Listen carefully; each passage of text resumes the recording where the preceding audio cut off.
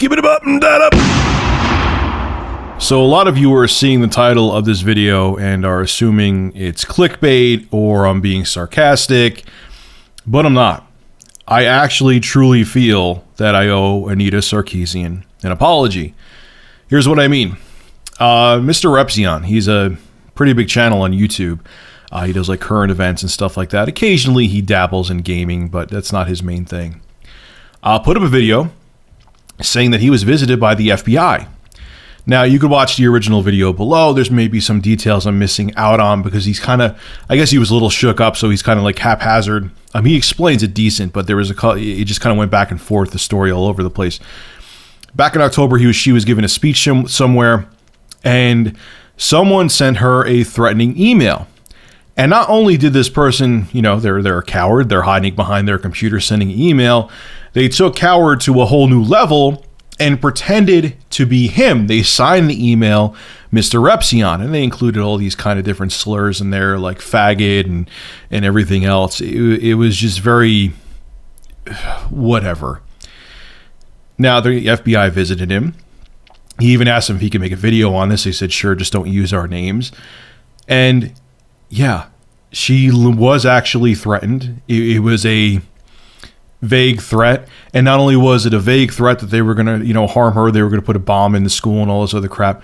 Not only did they remain anonymous, they actually put through someone else who had nothing to do with it under the bus. Now, Mr. ReviewTechUSA, he has made videos before being critical of her, but he's never threatened her. I watched the guy. I know he has never threatened her or said he wanted anyone to commit bodily harm against her. As a matter of fact, he has the same viewpoint I did. I made a video on it a while back saying if she is actually receiving threats, I think the threats are bullshit, and no one's life should be threatened because of their opinion. No matter how much you disagree with it or how much you dislike the person, make a video on them, you know, make a blog about them, you know, put your opinion out there in a healthy way.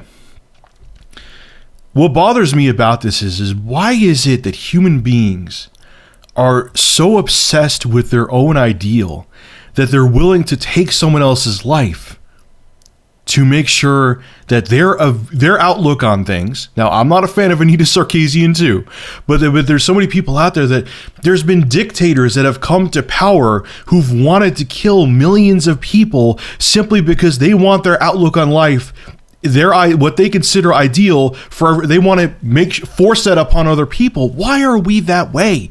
Why do we, throughout centuries upon centuries upon centuries, we have killed each other over my religion's better than your religion, or my God's better than your God? I mean, the Crusades, for Christ's sake, they wanted to spread Christianity by slitting other people's throats. Now, that's extremism. I get it. I'm not saying that Christians are like that, but I'm just saying that's how religion is. Other religions have been like that too.